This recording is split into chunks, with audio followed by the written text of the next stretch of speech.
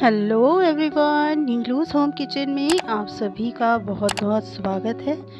दोस्तों, आज मैं आपके लिए बिल्कुल ही एकदम नई रेसिपी लेकर आई हूँ, जो कि है गूँथे आटे से बनी हुई। यकीन मानिए, आज से पहले आपने इसको कभी भी नहीं खाया होगा और ये आपके साथ आपके पूरे परिवार को बहुत ही पसंद आएगी।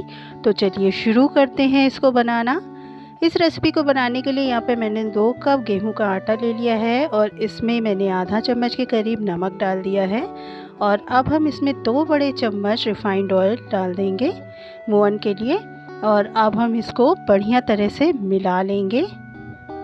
हमें अच्छे से मोहन को आटे के साथ मिला लेना है और इसके बाद हमें थोड़ा थोड़ा पानी डालते हुए थोड़ा सा इसका सख्त आटा लगाना है, जैसे हम पूड़ी के लिए लगाते हैं।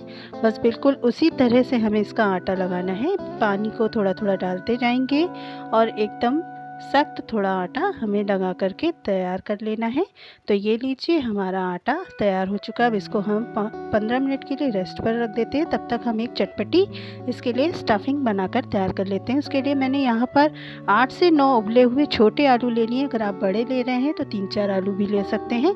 अब हम इसको एक फोक से अच्छी तरह से मैश कर लेंगे, या आप मैशर से भी इसको मैश कर सकते हैं। यहाँ पर सभी आलूओं को मैंने अच्छी तरह से मैश कर लिया है। अब इसमें हम एक बारीक कटा हुआ प्याज डाल देंगे और एक बारीक कटी हुई हरी मिर्च डाल देंगे और खूब सारा बारीक कटा हुआ हरा धनिया डाल देंगे। इससे इसका टेस्ट बहुत ही बढ़िया आएगा। अब हम इसमें कुछ सूखे मसाले डालते हैं। आधा चम्मच के करीब भुना जीरा पाउडर और 1 चम्मच लाल मिर्च पाउडर, 1/4 चम्मच हल्दी पाउडर, 1/4 चम्मच गरम मसाला पाउडर, नमक स्वाद अनुसार और आधा चम्मच के करीब अमचूर पाउडर। और यहाँ पर मैंने एक चीज़ क्यूब ले लिया है, इसको मैं ग्रेट करके डाल दूँगी। इससे बहुत ही बढ़िया टेस्ट इसमें आएगा। ये बिल्कुल ही ऑप्शनल है, आप चाहें तो इसको स्किप कर सकते हैं। तो इसको अब हम बढ़िया तरह से सभी चीज़ों को आलू के साथ मिक्स कर लेते हैं और ये हमारी बहुत ही चटपटी मज़ेदार स्टफिंग बनकर तैयार हो चुकी है। तो अब चलिए चलते हैं आगे का प्रोसेस करने। अब हमारा आटा भी बढ़िया तरह से सेट हो चुका है। इसको हल्का सा हम हाथों से मसल लेते हैं ताकि हमारा आटा बिल्कुल ही एकदम बढ़िया तरह से सेट हो जाए। अब हम इस आटे में से थोड़ा थोड़ा सा पोर्शन लेंगे और छोटे बॉल के आकार की हमें इसकी जो है लोइयाँ बना लेनी है। इस तरह से देखिए, मैंने सभी तैयार कर ली है। अब हम सबसे महीन वाला ग्रेटर लेंगे, उसको तेल से अच्छे से ग्रीस कर लेंगे और एक लोई को उसके ऊपर रख करके हमें इस तरह से दबाते हुए इसको लंबाई में बेल लेना है। इस तरह से हमें लंबाई में ही इसको दबाते हुए बेलना है। तो ये देखिए, इस तरह बेलने से इसके ऊपर कितनी बढ़िया सी डिज़ाइन आ चुकी है।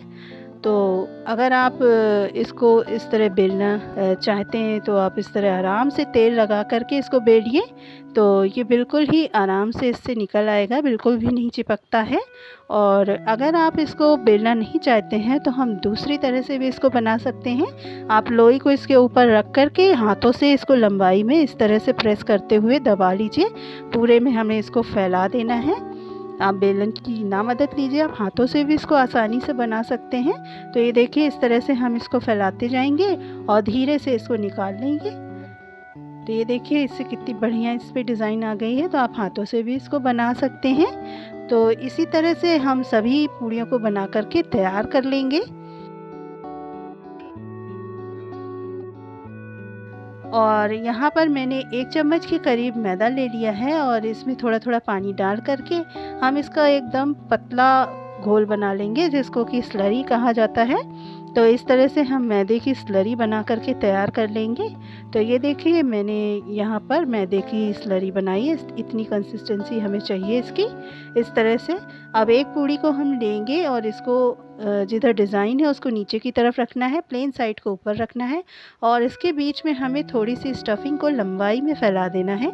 किनारों पर हमें स्टफिंग को नहीं रखना है, किनारे हमें खाली ही छोड़ देने हैं। और जितनी थोड़ी थोड़ी स्टफिंग करके और हमें इसको बीच में रखते हुए बढ़िया तरह से फैला करके भर लेना है और किनारे हमें इसके खाली छोड़ देने हैं। अब इसके किनारों पर हमने जो मैदे की स्लरी बनाई थी उसको लगा देना है। इस तरह से देखिए, पूरे में हमें किनारों पर बढ़िया तरह से स्लरी को फैला देना है। ताकि हम इसको दूसरी पूड़ी के साथ अच्छी तरह से चिपका सकें। और अब हम एक पूड़ी को और ले लेते हैं और इसको इसके ऊपर रखेंगे और किनारों पर इसको बढ़िया तरह से हम दबाते हुए इसको सील कर देंगे ताकि ये कहीं से भी खुलने ना पाए। तो ये देखिए हमारा जो है नाश्ता बन करके तैयार है पहला। तो इस तरह से हम इसको दबा करके तैयार कर लेते हैं और ये हमारा जो है नाश्ता पहला बन करके तैयार हो चुका है। इसको एक प्लेट में निकाल लेते हैं। तो ये देखिए कितना सुंदर लग रहा है ना। अब इसी तरह से अब हम दूसरी पूड़ी लेंगे। तो आज ये नाश्ता जो है वो मैं 2 तरह से बनाने वाली हूँ।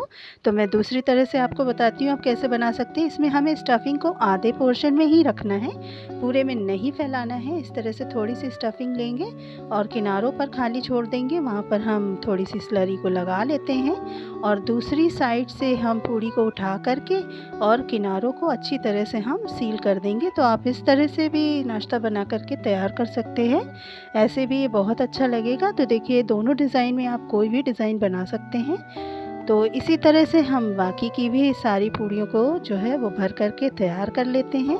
दोस्तों अगर आपको वीडियो अच्छी लग रही हो तो प्लीज़ मेरे चैनल को लाइक कीजिएगा, शेयर कीजिएगा, सब्सक्राइब कीजिएगा और बेल आइकन को ऑन करना मत भूलिएगा ताकि मेरी आने वाली सभी वीडियोज़ आपको मिलती रहें। और मुझे इंस्टा और फेसबुक पर भी ज़रूर फॉलो कीजिएगा।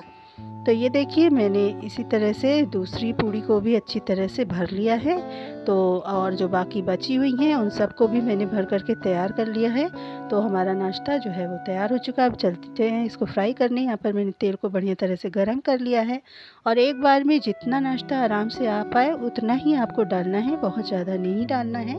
और आँच को अब हमें यहाँ पर मीडियम कर देना है और इसको हमें अलटते पलटते हुए दोनों साइड से गोल्डन ब्राउन होने तक फ्राई कर लेना है। और नाश्ते को हमें तुरंत नहीं पलटना है, 2 मिनट बाद ही पलटना है। तो ये देखिए जब हम अलटते पलटते हुए दोनों साइड से इसको फ्राई कर लेंगे और ये बहुत ही बढ़िया गोल्डन कलर का जब हो जाएगा तो बस हमारा नाश्ता बन करके तैयार हो जाएगा। इसको हम निकाल लेते हैं। देखिए कितना सुंदर लग रहा है।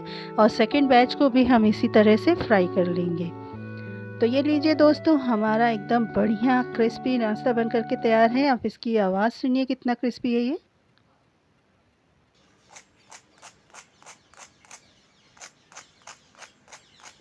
बाहर से बिल्कुल क्रिस्पी और अंदर से एकदम भरी भरी स्टफिंग चटपटी। वो तो आप ज़रूर इसको बना करके ट्राई कीजिए, चाय के साथ, सॉस के साथ गर्मा गर्म परोसे, बहुत ही मज़ा आएगा खाने में। दोस्तों आप सभी से निवेदन है कि अगर आपको मेरी रेसिपीज़ पसंद आ रही हों तो प्लीज़ मेरे चैनल को लाइक कीजिएगा, शेयर कीजिएगा, सब्सक्राइब कीजिएगा और बेल आइकन को ऑन करना मत भूलिएगा ताकि मेरी आने वाली सभी वीडियोस आपको मिलती रहे। तो दोस्तों लीजिए तैयार है बिल्कुल ही नया गुथे आटे का ये चटपटा नाश्ता। इसको आप ज़रूर बना करके ट्राई कीजिए और कमेंट्स में मुझे बताइएगा कि आपको कैसा लगा। तो दोस्तों पूरा वीडियो देखने के लिए आप सभी का बहुत बहुत धन्यवाद। फिर मिलते हैं अगले वीडियो में, तब तक के लिए टेक केयर, बाय बाय।